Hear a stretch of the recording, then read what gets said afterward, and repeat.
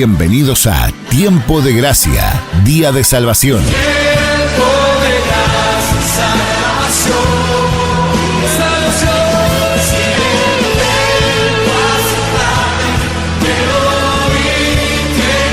Este es un programa en vivo que se emite cada sábado a partir de las 10 horas, donde nos sumergimos en las profundidades de las verdades bíblicas.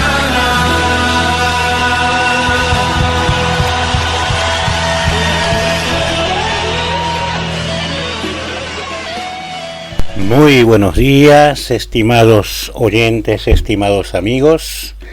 Mi nombre es Jonas Escobar y como lo venimos haciendo todos los sábados, nuevamente estamos aquí para presentar su espacio de estudio bíblico que hemos dado en llamar Tiempo de Gracia, Día de Salvación. Los saludo con amor en Cristo. Es para mí un verdadero placer, un gran gusto poder compartir con cada uno de ustedes la bendita palabra de Dios. Es el propósito de este espacio presentar el santo y bendito Evangelio, el Evangelio bíblico, aquel que verdaderamente tiene el poder de rescatar a las almas de la esclavitud del pecado, del reino de las tinieblas y trasladarlos al reino del amado Hijo de Dios. Ese es nuestro propósito, estimado oyente, y vamos a hacerlo como lo hacemos siempre, de una manera amena, de una manera, si hasta se quiere, informal, estar compartiendo la palabra del Señor.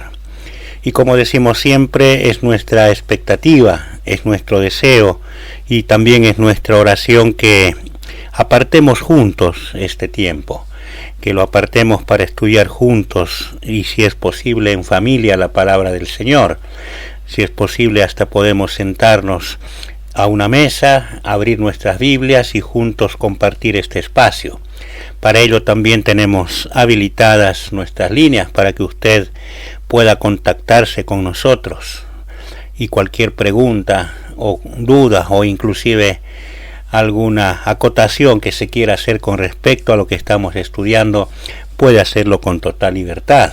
Puede contactarse al teléfono celular 2622 68 47 45, 2622 68 47 45, o bien hacerlo a través de nuestra página de Facebook, la cual también está abierta para que usted también pueda plantear sus inquietudes. Allí puede ingresar fácilmente como Iglesia Cristiana Evangélica Reformada. Bien, sin más entonces, vamos a compartir una alabanza cristiana mientras nos vamos acomodando, para que nuestros corazones también se vayan preparando y así juntos poder compartir de la palabra del Señor. ¿Sí? Entonces vamos a poner al aire esta alabanza cristiana.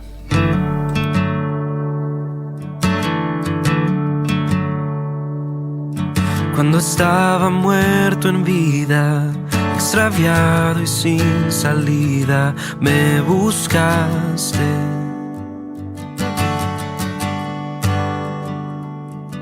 Antes de crear el mundo, escogiste hacerme tuyo, pues me amaste. Dios, me amaste. Sé que estás sobrando en todo lo que pasa, todo por tu gloria y mi bien.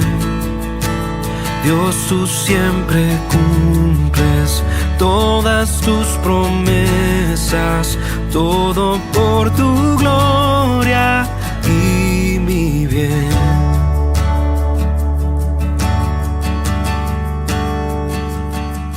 Aunque el enemigo aceche y la muerte me rodee, me defiendes.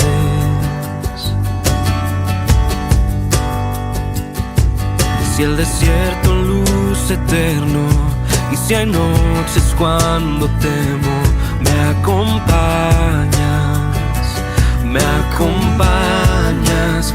Sé que estás sobrando en todo lo que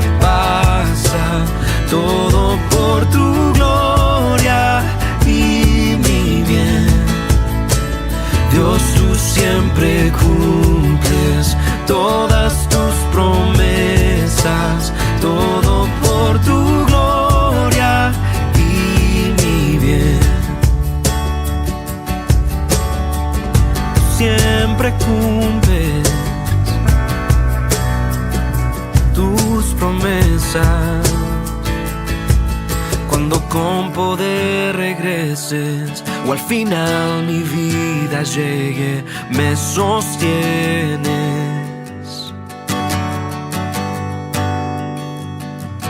Tú el autor de mi destino, eres fiel y estás conmigo. Te alabo,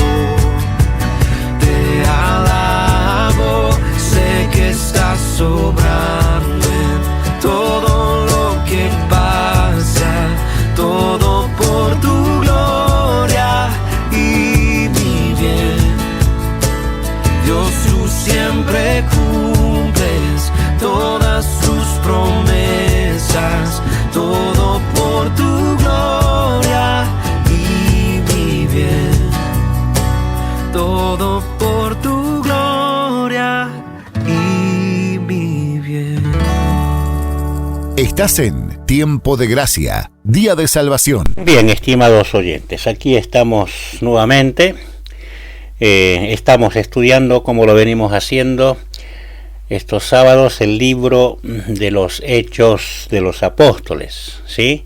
Estamos allí, así que los invito a abrir nuestras Biblias allí en Hechos de los Apóstoles. Estamos en el capítulo 1, estamos ya en la segunda parte, en el segundo apartado de esta sección que hemos comenzado. Perdón, es el tercer apartado. El primero es el Señor dejando sus últimas instrucciones. Luego, como segundo punto, hemos visto la ascensión en sí de nuestro Señor Jesucristo a su gloria. Y ahora estamos en la parte que hemos llamado el Señor escogiendo, ¿sí? Y allí nos hemos encontrado, como ya hemos analizado el sábado anterior, al grupo de personas, de hermanos que nombra Lucas, ¿no? Nuestros primeros hermanos, los cuales habían sido testigos presenciales de la ascensión de nuestro Señor Jesucristo desde el Monte de los Olivos a su gloria, entre los cuales Lucas se encarga de identificar a los apóstoles que había separado nuestro Señor Jesucristo, al grupo de mujeres que lo venía acompañando ya desde su ministerio público, y también a su familia en la carne, ¿no? María, su mamá, y también sus hermanos. Ese es el grupo en los cuales se había centrado Lucas, identificándoles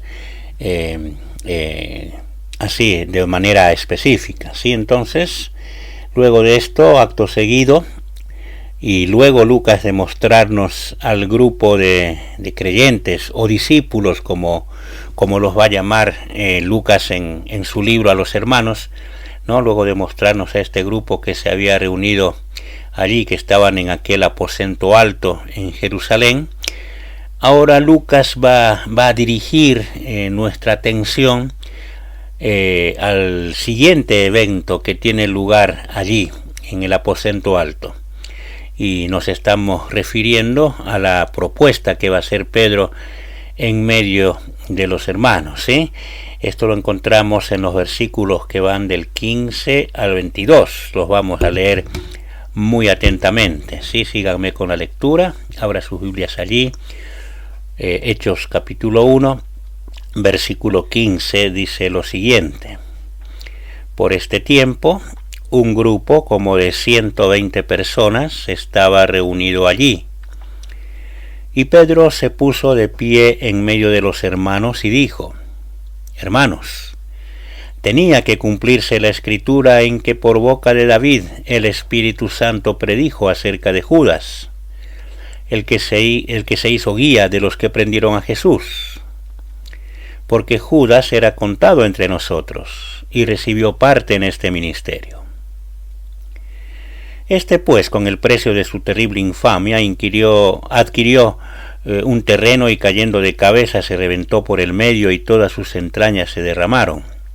Esto llegó al conocimiento de todos los que habitaban en Jerusalén, de manera que aquel terreno se llamó en su propia lengua Acéldama, es decir, campo de sangre.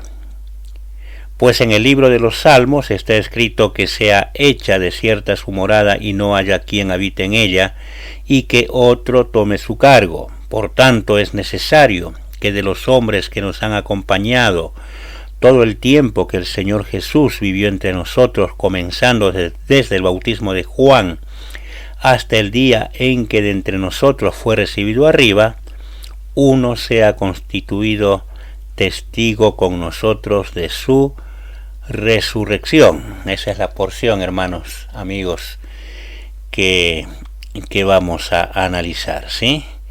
Y fíjese, vamos a ir desgranándola, ¿no? Lucas va a iniciar esta sección ubicándonos en tiempo y lugar, ¿no? No perdamos este concepto. Lucas es un historiador, ¿no? Está dejándonos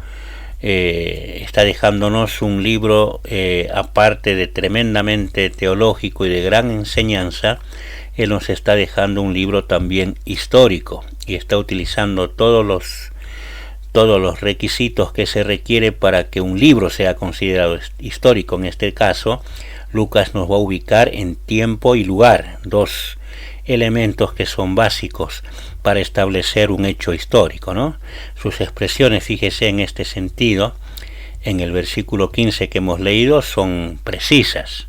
Por ejemplo, para ubicarnos en tiempo, ¿qué dice Lucas? Lucas dice, por este tiempo, ¿verdad? Lo hemos leído allí. Y para ubicarnos en lugar, él hace referencia al grupo de personas diciendo que estaba reunido allí, ¿sí? Y cuando Lucas habla de este tiempo, su referencia es al tiempo que transcurre entre la ascensión de nuestro Señor Jesucristo a su gloria y el cumplimiento de la promesa del Espíritu Santo, ¿sí? Ese es el tiempo al cual se está refiriendo Lucas, y es un periodo de tiempo que abarcan 10 días, ¿no? Tiempo en que los que estaban reunidos allí, nos dice Lucas claramente, que estaban entregados de continuo a la oración, ¿sí? Es entonces, en este lapso de tiempo, y en una de las tantas reuniones de oración en la que Pedro va a tomar la palabra y va a tener una intervención personal, ¿sí? Y como resultado también de haber estado entregado a la oración junto a sus hermanos, ¿sí?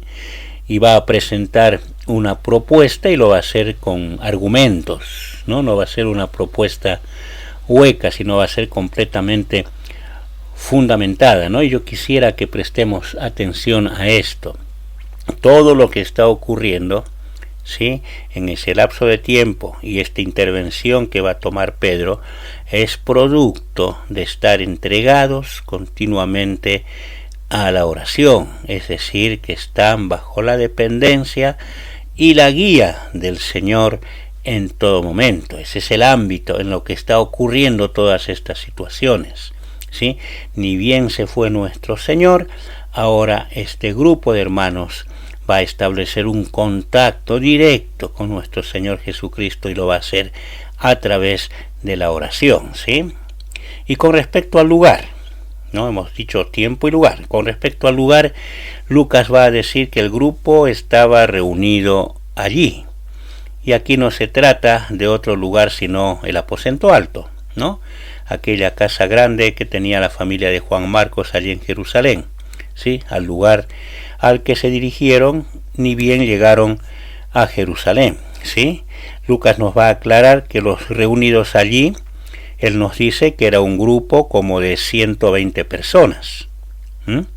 Y si nosotros tenemos en cuenta que el grupo predominante citado en la introducción de esta sección, se acuerda el que estaba compuesto por los 11 apóstoles de nuestro Señor, las mujeres que lo acompañaron durante gran parte de su ministerio terrenal, hasta inclusive su resurrección y allí inclusive hasta el momento que se fue, que no superarían en número alrededor de 20 mujeres, ¿no?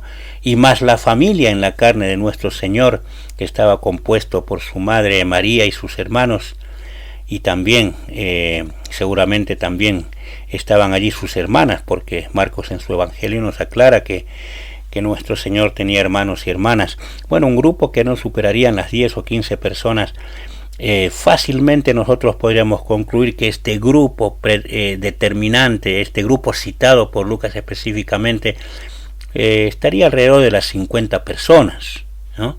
Y es por esa razón que Lucas, cuando hace mención de las 120 personas reunidas allí, Lucas se ve en la necesidad de hacer una aclaración, ¿sí? Y si nosotros vamos a la transliteración desde el original griego de esta frase aclaratoria, ¿no? Y que en algunas versiones aparece entre paréntesis, esta que está en el versículo 15, allí si vamos a la transliteración lo leeríamos de la siguiente manera. Dice: había en el mismo lugar una muchedumbre de nombres como de 120. Lo que Lucas quería aclarar aquí es que entre el grupo predominante al que hizo referencia en la introducción de esta sección, más otros hermanos que se le habían sumado seguramente volviendo con ellos del Monte de los Olivos, ¿sí? Había en total en aquel aposento alto 120 personas aproximadamente, ¿no? Y las cuales eran perfectamente identificables. Hasta se las podía nombrar, ¿no? La expresión muchedumbre de nombres era que eran personas perfectamente identificables. Y debemos entender aquí que, tal como venimos señalando, nuestro Señor no quiso hacer un misterio ni de su resurrección ni de su ascensión, ¿sí? Usted recordará, hermano, que lo hemos dicho también, que Pablo en su primera carta a los Corintios, él remarca que en una oportunidad nuestro Señor, una vez resucitado, se manifestó a más de 500 hermanos a la vez, ¿no? Y no sería nada extraño, si bien no hay una aseveración en este sentido de las Escrituras, pero no sería nada extraño que esta manifestación a la que se refiere Pablo se haya producido precisamente allí, en el Monte de los Olivos, ¿no? Cuando nuestro Señor se iba para su gloria, ¿sí?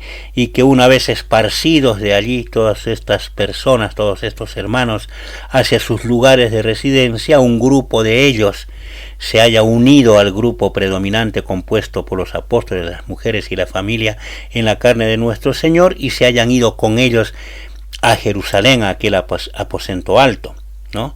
A la espera del cumplimiento de la venida de la tercera persona de la Santísima Trinidad, ¿no? Dios el Espíritu Santo. Es entonces allí, y ante este grupo de aproximadamente 120 hermanos, que Pedro se puso en pie, dice Lucas, y tomó la palabra, ¿no? Este hecho de ponerse en pie, de alguna manera, está marcando el inicio del liderazgo natural que Pedro había asumido tanto entre los apóstoles y ahora también como en el resto de los hermanos, ¿no? Un liderazgo que está perfectamente remarcado en los primeros 12 capítulos de este libro, como luego vamos a ir viendo, donde vemos claramente también que lo ejerce en medio de la iglesia allí que se está estableciendo en Jerusalén, ¿sí? Pedro va a iniciar entonces con este evento lo que sería su ministerio apostólico, pero esta vez ya con nuestro Señor Jesús en su gloria. Y no debemos aquí dejar de tener en cuenta todo el contexto que rodeaba este acontecimiento. Pedro se va a levantar y poner de pie entre los hermanos, en medio de qué, como ya señalamos, en medio de una intensa comunión íntima de los allí reunidos con el Señor, ¿no? Y esto a través de la oración. Prestemos atención, hermanos. La oración es un medio el cual el Señor ha dejado a los suyos para que los suyos, para que su iglesia, aquellos genuinos redimidos, tengan esta comunión íntima con Él, ¿no? Con Él ya en su gloria. La iglesia, el grupo de reunidos, de redimidos, puede tener un contacto íntimo con nuestro Señor a través de la oración. La oración, a partir de ese momento, y hasta que se produzca el regreso de Cristo habría de ser el vínculo entre la Iglesia y su Señor. ¿Qué importancia le damos a la oración? Eso debemos preguntarnos, ¿sí? Nuestros primeros hermanos, con el regreso de nuestro Señor Jesucristo a su gloria todavía fresco en sus mentes y en sus corazones, tenían una conciencia, un concepto completamente alto de este vínculo, de este medio que el Señor ha dejado, que es la oración. Ellos, cuando estaban en aquel aposento alto, estaban entregados de continuo a la oración, ¿sí? Ellos habían experimentado hasta hace muy poco tiempo atrás el vínculo con nuestro Señor en persona, viéndole cara a cara, y la manera como la Iglesia de Cristo habría de vincularse con Él a partir de ese momento y durante todo el tiempo de su peregrinaje en este mundo, para tener una perfecta comunión, una íntima comunión con Él. Ahora ese vínculo pasaba a ser la oración, ¿sí? Eso debemos tenerlo presente. Es la voluntad del Señor que esto sea así. Usted recuerde que nuestro Señor, durante su ministerio terrenal, Él había dicho que así habría de ser. ¿Usted se acuerda esa pregunta que le hicieron aquellas personas que no simpatizaban con nuestro Señor, que buscaban cuestionarle siempre cualquier actitud de nuestro Señor? Ellos en cierta oportunidad le preguntaron por qué sus discípulos no ayunaban, por qué sus discípulos no oraban, no ayunaban. Su respuesta, ¿cuál fue la respuesta del Señor? ¿Sí? La respuesta del Señor fue que tal cosa no hacía falta. ¿Por qué? Porque Él estaba con ellos. Él estaba con ellos, esa comunión se mantenía de manera directa. Y luego nuestro Señor agrega: vendrán días, dijo el Señor, cuando el novio, hablando de Él, ¿no?, de esa relación íntima que existe entre el Señor y los suyos, vendrán días cuando el novio les será quitado, y entonces ayunarán, dijo el Señor. Eso lo puede leer en Marcos capítulo 2, versículo 20. Y esos días habían llegado. El novio les acaba de ser quitado. Y la oración ahora pasaría a ser el medio por el cual establecer esa comunión con Él. Así fue en aquel momento, hermano, y así continúa siendo ahora. Los hijos de Dios, sus fieles, los verdaderos redimidos, los miembros de la Iglesia de Cristo, ¿no?, la esposa del Cordero que es su Iglesia, buscan el rostro de su Señor a través de la oración, y lo deben hacer hasta que el esposo vuelva. En nuestra línea de tiempo, nosotros, aquellos primeros hermanos, se encontraban con la ascensión de nuestro Señor Jesucristo todavía frescos en su memoria, como dijimos. Recién había ocurrido. Nosotros estamos prácticamente en el otro extremo. Estamos en las vísperas del regreso de nuestro Señor Jesucristo. Por lo cual la motivación debe ser exactamente la misma. Ellos tenían una motivación de haber estado con el Señor y no querían perder esa comunión. Los que hemos sido salvados gracias a la predicación de ellos, estamos esperando el pronto regreso que ya está pronto a suceder de nuestro Señor Jesucristo. Y la motivación debe ser exactamente la misma. Somos llamados a velar en oración esperando el regreso de nuestro Señor Jesucristo, ¿sí? Es tan determinante esta manera de buscar la comunión, la dependencia con nuestro Señor, que el resto del Nuevo Testamento, sobre todo las cartas apostólicas, ponen un énfasis en verdad importante para que la Iglesia no pierda nunca de vista esta forma de comunicarse con su cabeza, que es Cristo.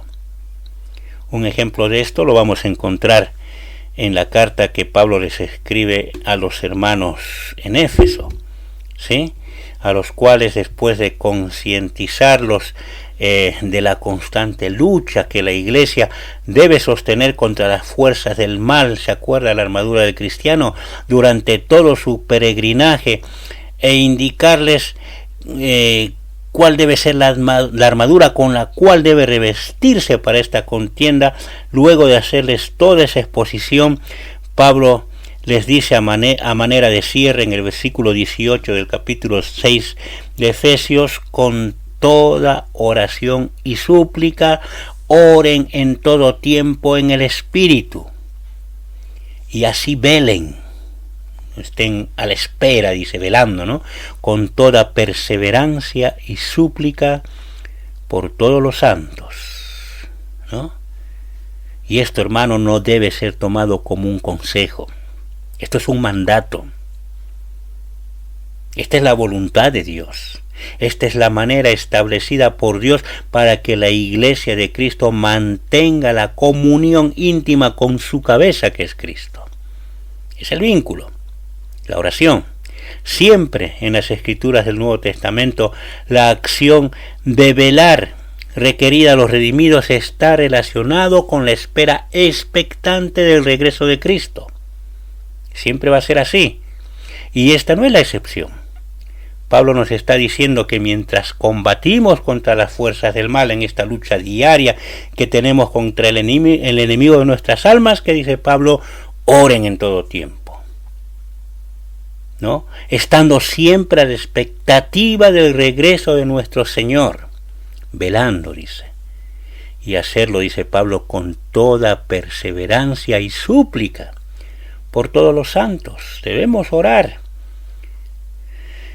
los unos por los otros, esperando el regreso de nuestro Señor. Ese es el vínculo establecido por el mismo Señor para que su Iglesia esté en constante comunión con Él. Entonces, y volviendo al relato de Lucas, es en medio de este contexto, ¿no?, de esta comunión íntima con nuestro Señor, que la Iglesia, que está ya prácticamente por nacer, comienza a practicar este hábito de orar en todo tiempo. Y es en medio de esta entrega a la oración que Pedro se pone en pie, dice, se pone de pie y toma la palabra, ¿no? Y lo hace sin ninguna duda impulsado por el mismo Señor. Él estaba en esa comunión íntima con su Señor y lo mueve esa, ¿no? Es impulsado por el mismo Señor a tomar esta iniciativa. E intencionalmente Pedro quiere darle un tono formal a lo que está por decir. Por eso él va a iniciar su discurso con la expresión hermanos. Estamos leyendo aquí en la versión de la Nueva Biblia de las Américas que dice hermanos, ¿no? Pero nosotros decimos que Pedro intencionalmente quiere darle el tono más formal posible a su discurso, porque esta introducción desde el original griego es varones hermanos, ¿no?, tal como otras versiones lo transcriben. Y esta expresión varones hermanos en la cultura de aquella época era la forma de empezar un discurso o una proclama importante y de interés general hacia quienes va dirigido. Así se iniciaba una proclama importante. Esta misma expresión la encontramos 13 veces más en el libro de los Hechos. Lo vamos a ver pronunciado por Pablo, por Pedro mismo, Esteban, entre otros, ¿sí? Y esta expresión es formal y para nada supone, como nos quieren hacer creer la cultura en la cual vivimos, una discriminación de sexo hacia el auditorio al cual va dirigido. Esta expresión, varones hermanos, va a incluir tanto a varones como a mujeres. Bueno, de hecho, en la ocasión a la que nos estamos refiriendo, entre el auditorio se contaban un número importante de mujeres, ¿sí? Y dicho sea de paso, hermanos, ¿no? Abramos un paréntesis, no debemos dejar que influyan en nosotros, como hijos de Dios, como cristianos, los conceptos que este mundo está presentando de un feminismo completamente antibíblico, que excluye de plano el concepto de sujeción, ¿no? De ese rol de sujeción que Dios le dio a la mujer, contraponiéndose con los principios bíblicos, ¿no? Y que incluso, usted fíjese, lleva a modificar el lenguaje de una manera que raya con lo absurdo, ¿no? Fíjese que ni a Pedro, ni a Pablo, ni a Esteban no les hizo falta decir hermanos y hermanas, así de manera insistente, ¿no? De una manera intencionalmente insistente, o introducir alguna vocal para incluir a ambos, modificando el idioma, ¿sí? Todos quienes escuchaban en ese momento a Pedro, ya sean varones o mujeres, cuando les oían decir varones hermanos, todos, tanto varones como mujeres, se sentían incluidos y para nada discriminados u ofendidos. Incluso en lo secular también, en la literatura secular griego de aquella época, esta expresión también era muy utilizada. Por ejemplo, Demóstenes solía dirigirse a sus auditores y lectores, tanto varones como mujeres, con la expresión varones atenienses. ¿Se acuerda usted que Pablo toma esta expresión de Demóstenes para predicar el Evangelio en su paso por Atenas, capítulo 17 de Hechos, ¿no? Él, cuando fue llevado a un recinto tan emblemático para la oratoria griega como lo era el Areópago, lejos estaba en la mente y el corazón de Pablo discriminar a su auditorio, ya sea de hombres o de mujeres, cuando comenzaba de esta manera su exposición. Al contrario, él de esta manera estaba llamando a absolutamente todos a escucharlo con atención. Era la manera de introducir algo muy importante que se estaba por decir. Y de hecho, fijémonos que como resultado de esta memorable prédica de Pablo en Atenas, entre las personas que habían escuchado atentamente a Pablo e incluso abrazado con fe el Evangelio, nos da testimonio Lucas que había una mujer allí llamada Dámaris. O sea que Pablo se estaba dirigiendo a todos, ¿no? Y con Pedro estaba pasando exactamente lo mismo, no está discriminando a nadie. Y una vez iniciado su discurso Pedro con esta frase, ahora guiado por el mismo Señor, como producto de haber estado junto a sus hermanos, entregado a la oración, él va a presentar su propuesta delante de los hermanos. Y esta propuesta no descansaba en su propia sabiduría o sapiencia. No se trataba de una evaluación que de manera personal él había hecho, sino que más bien era una propuesta bíblica. Descansaba en lo que decían los santos escritos del Antiguo Testamento. Fíjense que la presentación textual que hace Pedro es de la siguiente manera, versículo 16, tenía que cumplirse la Escritura. Pone la Biblia por delante Pedro. Tenía que cumplirse la Escritura en que por boca de David el Espíritu Santo predijo acerca de Judas, el que se hizo guía de los que prendieron a Jesús. O sea, la manera como Pedro comienza a presentar su argumentación. Y aquí tenemos varios conceptos dignos de remarcar. En primer lugar, como ya señalamos, la propuesta de Pedro era una propuesta netamente bíblica, ¿sí? Fíjese, estos dos elementos que están siendo utilizados por nuestros primeros hermanos, en este caso Pedro. Está entregado de continuo a la oración junto a sus hermanos y se levanta a hacer una propuesta que está basada en la palabra de Dios. La oración y las escrituras estaban de por medio. Y esto debe ser así. Siempre, hermanos, présteme atención, siempre que se haga alguna propuesta dentro del marco de una iglesia que se considere bíblica, una iglesia que esté compuesta por genuinos redimidos, siempre cualquier propuesta debe estar sustentada en las Santas Escrituras y ser hecha después de momentos de oración, tal como lo está haciendo Pedro. ¿Sí? Son detalles que debemos tener en cuenta. Recuerde lo que hemos dicho, hermanos, al iniciar este estudio. Si bien el libro de los Hechos es un libro al que podemos catalogar de histórico, y no nos equivocamos al hacerlo de esa manera, no por ello deja de ser un libro tremendamente teológico, donde la teología en este caso es presentada desde un aspecto práctico. Acá hay una enseñanza importantísima para la iglesia. Cualquier propuesta que se haga en una iglesia debe ser hecho, ¿verdad?, por personas que tengan una trayectoria,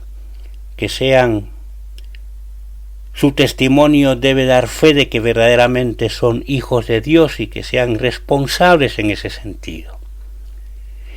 Y esa propuesta debe ser presentada después de una oración íntima, intensa con el Señor y con argumentos 100% bíblicos. ¡Qué enseñanza para la iglesia!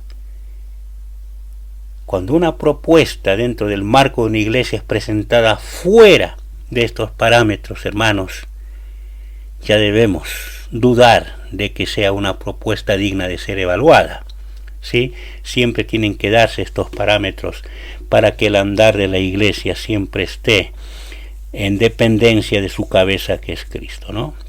Dicho esto, Pedro va a presentar algunas características de las Santas Escrituras. ¿Qué es lo primero que dice Pedro con respecto a las Escrituras? Están diciendo que las Escrituras siempre se cumplen. Pedro dice tenía que cumplirse la Escritura. O sea, hay una fe absoluta en la palabra de Dios y que lo que la palabra de Dios manifiesta tiene garantizado su cumplimiento. Tenía que cumplirse la Escritura, dice Pedro. La referencia aquí obviamente es a Judas Iscariote. Y como era un hecho ya acontecido, la escritura en cuestión tocante a Judas también ya había hallado su cumplimiento. Los hermanos estaban frente a un hecho que las escrituras habían profetizado, las escrituras del Antiguo Testamento, y que había hallado cumplimiento en Judas Iscariote. ¿Sí? Y el concepto claro para Pedro es que no había otra forma que ocurriesen los hechos tocante a Judas. Así como ocurrieron, debían ocurrir. Y no porque hubiesen causas fortuitas que llevaran los acontecimientos en esa dirección, sino, como está diciendo Pedro, ocurrieron de esa manera porque así estaba determinado por Dios y así estaba establecido en las Escrituras, y así tenía que cumplirse la Escritura. Otro concepto digno de notar con referencia a las Escrituras, a la palabra de Dios, en esta expresión que está haciendo Pedro, es, fíjese qué importante esto, que quien habla por medio de las Santas Escrituras no es sino Dios el Espíritu Santo. Preste atención que en el caso puntual de la escritura que Pedro está citando, Dios habla, el Espíritu Santo, Dios el Espíritu Santo habla por medio de David. En este caso David era el instrumento humano. La expresión textual de Pedro, ¿cuál es? Por boca de David el Espíritu Santo predijo. Qué frase importante, ¿no? Cuánta importancia, hermanos, tiene este concepto. En lo que respecta a Pedro, más allá de los instrumentos humanos que Dios utilizó para dejarnos su santa palabra, ¿quién habla a través de ella? Es Dios mismo. Es por eso que nosotros debemos tener en alto siempre las Escrituras. Es Dios quien habla a través de ella, y Pedro, como el líder que se está levantando en medio de los apóstoles y en medio de la iglesia que se está por establecer en Jerusalén, tenía este concepto perfectamente en claro. Y este es un concepto que todo hermano que ha sido elegido por el Señor para ejercer el liderazgo dentro de la iglesia, dentro del pueblo del Señor, este concepto lo debe tener en claro. Quien habla a través de las Escrituras es Dios mismo. Cuando abrimos la palabra de Dios, es Dios quien habla y se le debe obediencia absoluta. Este concepto siempre acompañó a Pedro. Fíjense que pasan aproximadamente 5 años de este acontecimiento allí en el aposento alto de Jerusalén, y ya cerca de su martirio, en su segunda carta, Pedro va a escribir lo siguiente. Seguramente esta escritura usted lo conoce. Fíjese allí en 2 Pedro 1:19. ¿Qué dice Pedro allí? Y así tenemos, dice Pedro, la palabra profética. Está refiriéndose al Antiguo Testamento. Así tenemos la palabra profética más segura, dice Pedro, a la cual ustedes hacen bien en prestar atención como a una lámpara que brilla en lugar oscuro hasta que el día despunte y el lucero de la mañana aparezca en sus corazones. Pero ante todo sepan esto, dice Pedro. Sepan esto, dice, que ninguna profecía de la Escritura es asunto de interpretación personal, pues ninguna profecía fue dada jamás por un acto de voluntad humana, sino que hombres inspirados por el Espíritu Santo hablaron de parte de Dios. Es el mismo concepto. Pedro no había cambiado para nada. Y esta expresión que encontramos en esta segunda carta de Pedro es notable, hermano.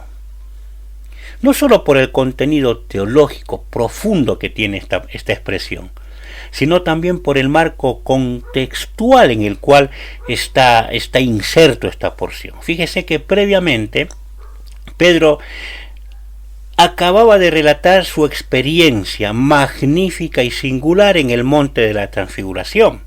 ¿Se acuerda? Cuando junto a Jacobo y Juan habían tenido ese privilegio de ver a nuestro Señor Jesucristo glorificado. ¿Se acuerda de esa ocasión? Sus palabras con respecto a esta experiencia en los versículos anteriores de esta porción, más precisamente en el versículo 16, dice Pedro, hablando de él, Jacobo y Juan, fuimos testigos oculares de su majestad. Para luego agregar, nosotros mismos, dice Pedro, escuchamos esta declaración hecha desde el cielo cuando estábamos con él en el Monte Santo. Se estaba refiriendo a aquella voz, ¿no?, del Padre en aquella ocasión: este es mi Hijo amado en quien me he complacido. A eso se refería Pedro. Pero fíjese, yo quiero llamar la atención sobre esto. Lo notable del caso aquí es que Pedro está llamando a sus lectores a tener como más segura que cualquier experiencia personal como por ejemplo la vivida por él y sus dos compañeros apóstoles, más segura, dice Pedro, es lo que dice la palabra profética. ¿Qué está diciendo Pedro aquí? Pedro está diciendo que más seguro de lo que puedan ver nuestros ojos o escuchar nuestros oídos es la palabra de Dios. Eso es lo que está diciendo Pedro.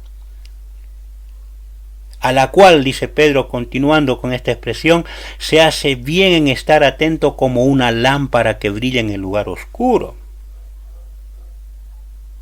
¿Cuál es el llamado aquí de Pedro? A los hermanos a los cuales escribe, a nosotros. El llamado de Pedro es a no separar jamás la vista de la palabra de Dios, como no se separa la vista de una lámpara que en un sendero tenebroso, oscuro, guía nuestros pasos. No sé si alguna vez usted se ha visto en la situación de tener que transitar por algún lugar oscuro, tremendamente oscuro, en medio de las penumbras de la noche, munido solamente con una linterna que no tiene una luz, que no tiene una luz tan fuerte, o sea que solamente disponemos de eso. ¿Sí? Hasta que finalmente, dice Pedro, llegue el día, llegue el momento en que finalmente despunte el alba para nosotros. No, nosotros caminamos así en lugar oscuro con la linterna a ver dónde ponemos el próximo paso, esperando por favor que amanezca ya, que se haga de día. En este caso Pedro se está refiriendo al regreso de nuestro Señor y Salvador Jesucristo, y la razón para esta afirmación es precisamente lo que dijo en aquel aposento alto, ¿no? Ni bien estaba comenzando su ministerio apostólico entre la iglesia, y también repite aquí, ¿no? Casi a punto de ser retirado de su ministerio, ya cuando está por ser martirizado. ¿Y qué está diciendo? Y es que Dios mismo, es Dios mismo quien habla a través de las páginas de su santo libro. ¿Entiende esta analogía, hermano? Nosotros estamos en este mundo, peregrinando. Disponemos de la palabra de Dios como una lámpara que brilla en un lugar oscuro, esperando que despunte el alba. Y ella es la que guía nuestros pasos. Eso es lo que Pedro está manifestando. ¿Sí? Esa es la importancia que Pedro le daba tanto a la oración como a las Santas Escrituras. Y esa es la importancia que la Iglesia le debe dar a estas dos herramientas imprescindibles que el Señor nos ha dejado para que nosotros nos conduzcamos en nuestro peregrinaje por este mundo, ¿sí? Entonces, y una vez presentadas, ¿no?, las credenciales de las Santas Escrituras, Pedro va a poner su propuesta sobre la mesa delante de los 120 hermanos que están allí reunidos. Y su propuesta tenía que ver con un tema en verdad preponderante, ¿no?, y que seguramente estaba dando vueltas, estaba trabajando en la mente y en el corazón de Pedro desde el mismo momento en que se produjo la traición de Judas, ¿no? Y este fue, expuesto por el Señor y excluido de entre los 12, para luego terminar muerto de una manera lamentable, ¿no? Pedro tenía perfectamente en claro que el grupo de los apóstoles de nuestro Señor Jesucristo debía estar compuesto por 12. Y al producirse la exclusión de Judas, se preguntaría de qué manera habría de cumplirse lo dicho por nuestro Señor durante su ministerio terrenal, ¿no? Y que sin duda eso respondía a un diseño divino. Los apóstoles de nuestro Señor Jesucristo tenían que ser, como pensaba Pedro, 12, ¿no? En cierta ocasión nuestro Señor había tenido, fíjese, la siguiente conversación con los 12. ¿Se acuerda aquella ocasión? Esto lo encontramos en Mateo capítulo 19, acompáñeme allí. Mateo capítulo 19. En el versículo 27 vamos a encontrar esta conversación. Acá encontramos a Pedro respondiéndole a nuestro Señor, capítulo 19, versículo 27 de Mateo. Entonces Pedro le respondió, le dice al Señor: mira, nosotros lo hemos dejado todo y te hemos seguido. ¿Qué pues recibiremos? Jesús les dijo: en verdad les digo que ustedes que me han seguido en la regeneración, cuando el Hijo del Hombre se siente en el trono de su gloria, ustedes se sentarán también sobre 12 tronos para juzgar a las 12 tribus de Israel. Y todo el que ha dejado casas, hermanos, hermanas, padre, madre, hijos o tierras, por mi nombre recibirá 100 veces más y heredará la vida eterna. No cabe duda que Pedro no podía olvidar estas palabras de nuestro Señor. Y escatológicamente la exclusión de Judas no cabía dentro de ese diseño para tiempos futuros, ¿no?, que nuestro mismo Señor les había presentado a sus apóstoles cuando todavía estaba con ellos. Entonces, en aquel aposento alto, la oración de Pedro, ¿no?, esa que estaban haciendo en conjunto, la oración personal de Pedro, estaba predominantemente enfocada allí, en el número incompleto de los apóstoles. Para él era de suma importancia que antes que se produzca la venida del Espíritu Santo, esa cuestión debía estar resuelta. Y oraba al Señor, implorando su guía sobre ese tema. Y aquí se produce, ¿no?, esa conexión inseparable, indisoluble, podríamos decir, entre la oración y las Escrituras. Pedro sabía que la manera que Dios habría de responder sus oraciones era a través de los santos escritos. Entonces, mientras oraba, investigaba en la palabra de Dios. Sabía que allí estaba la clave, allí estaba la llave que resolvería ese aparente conflicto producido por la exclusión y muerte de Judas. Y como suele suceder, siempre que buscamos la guía del Señor a través de la oración y buscamos en dependencia de su palabra, Pedro recibe la respuesta. ¿Y de dónde la recibe? De las mismas Escrituras. Otro hecho importante.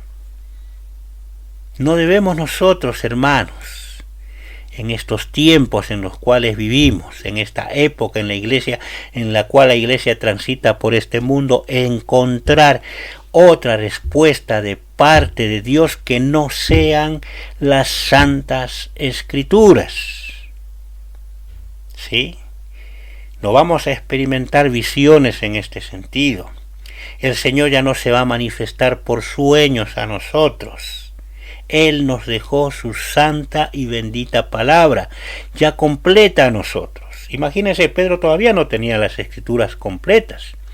Todavía había revelaciones de nuestro Señor que estaban pendientes de ser hechas a los suyos para que completen el canon bíblico. Pero nosotros tenemos la bendición de tener las santas Escrituras completas para nosotros.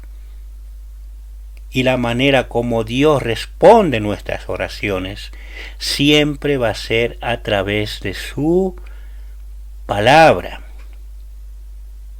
Pedro se va a poner de pie y va a hablar. Hermanos, les dijo.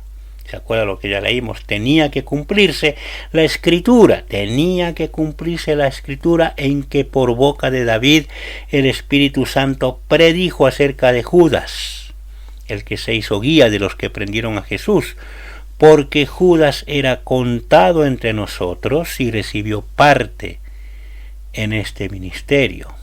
Para luego agregar: pues en el libro de los Salmos está escrito que sea hecha desierta su morada y no haya quien habite en ella y que otro tome su cargo. Clarito, ¿no?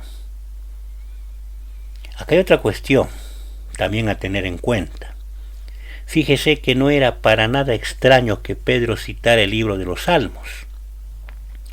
Los salmos eran muy conocidos entre los judíos. Y también nuestros primeros hermanos estaban familiarizados con el libro de los salmos. Incluso muchas de las alabanzas de la iglesia primitiva eran precisamente el libro de los salmos. Muchos salmos eran memorizados y cantados, y muchos de ellos contenían profecías mesiánicas. Y en su primer discurso entre los hermanos con nuestro Señor, ya en su gloria, Pedro cita el libro de los salmos, y lo hace 2 veces. La primera para explicar la elección de Judas como apóstol, y la segunda para presentar su propuesta de la elección del que habría de tomar su cargo. ¿Y por qué hacemos esta diferenciación? Porque son cosas distintas.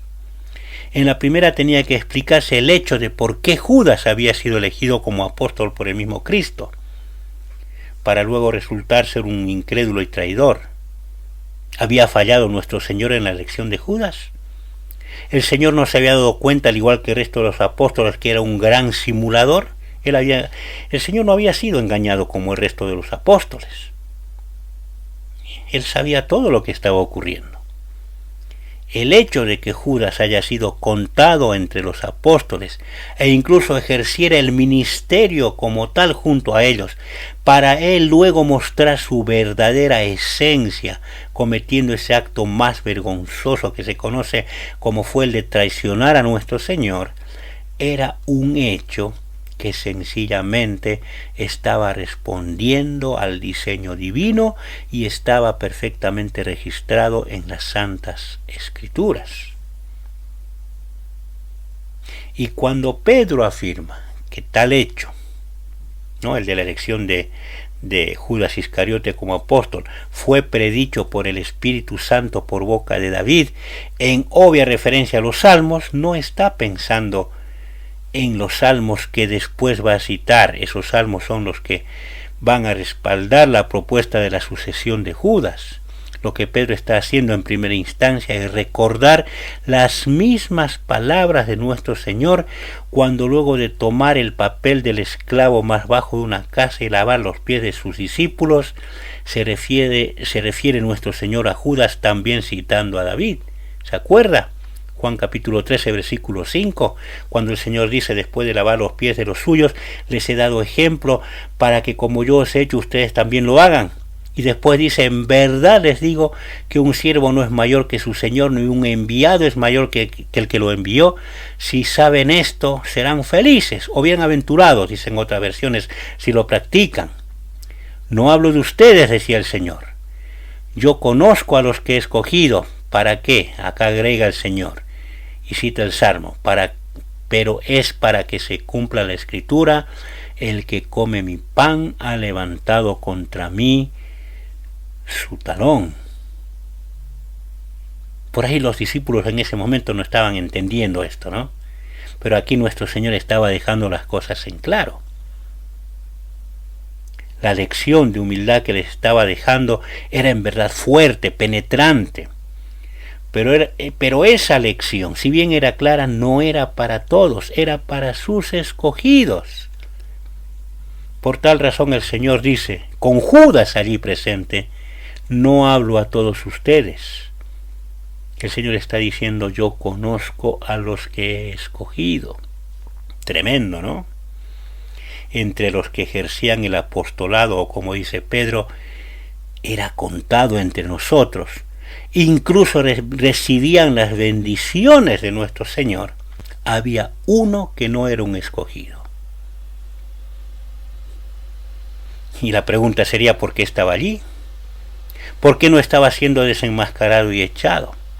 ¿Y cuál era la respuesta del Señor? Para que se cumpla la Escritura. El que come mi pan ha levantado contra mí su talón, dijo citando a David, denunciando así esa terrible traición que se estaba avecinando, ¿no? Luego, la semana que viene vamos a analizar, ¿no?, esta parte que también nos deja una gran lección. ¿no?, de cómo pueden haber personas en medio del pueblo de Dios, inclusive ejerciendo ministerios, ¿no?, simulando un cristianismo de tal manera que pueden engañar a sus mismos hermanos. Judas había convencido a sus compañeros apóstoles de su integridad. Su hipocresía era tal que ninguno dudaba ni sospechaba de él, pero a nuestro Señor no lo engañaba. ¿Sí?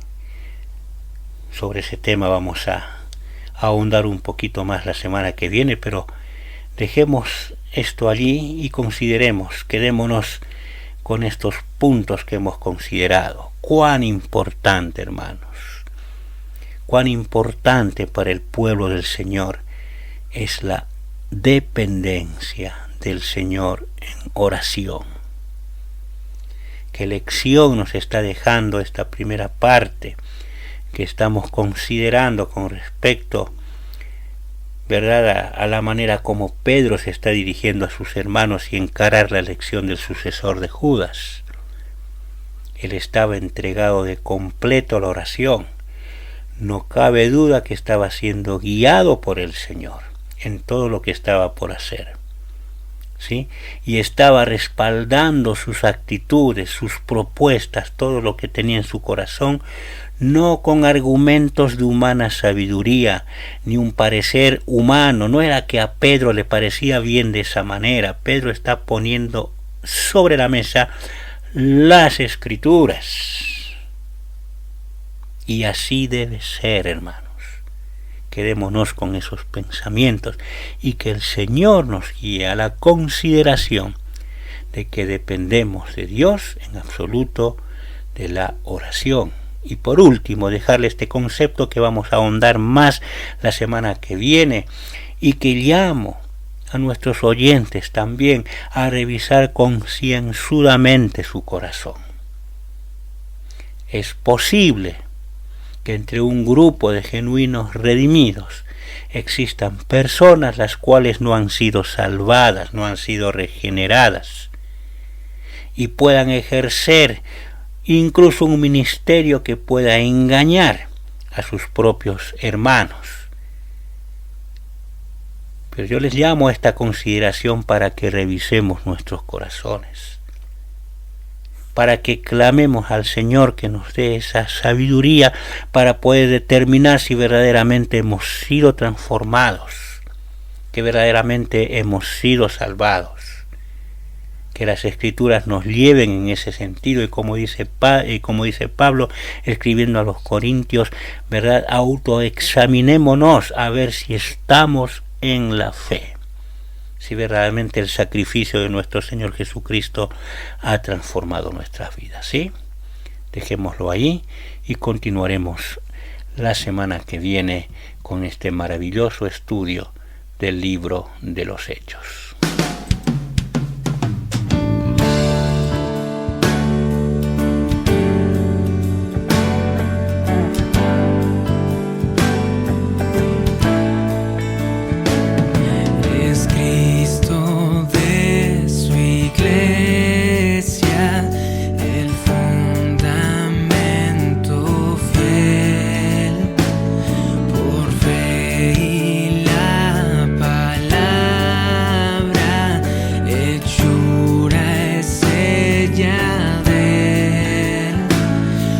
Esposa para serla, del cielo descendió,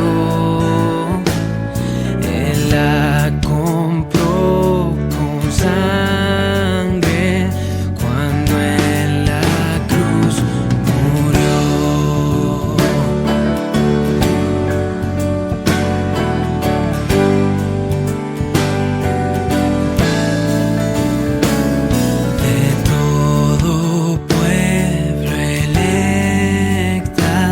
Perfecta es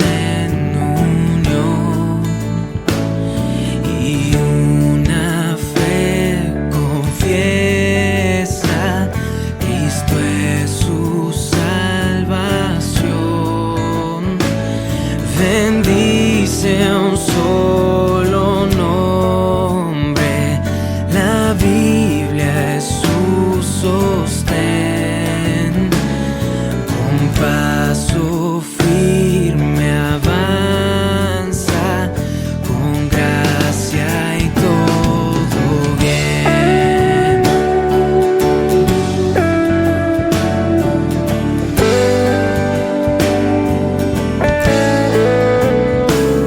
En medio de su lucha y gran tribulación, la paz eterna espera con santa expectación, pues Cristo desde el cielo un día llamará su iglesia invicta, entonces con él descansará.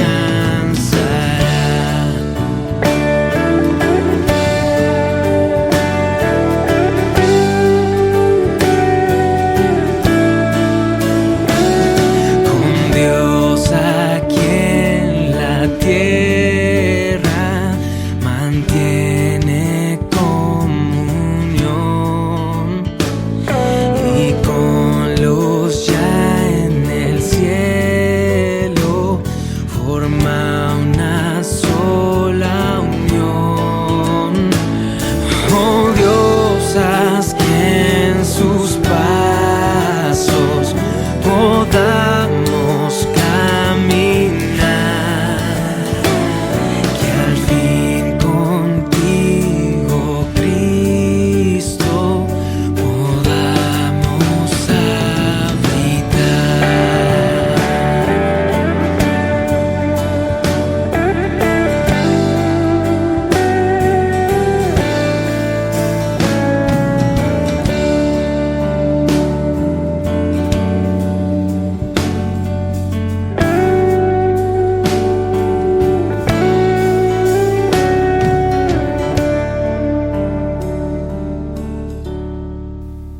Hemos llegado así al final, una vez más, de este espacio, ¿no? tan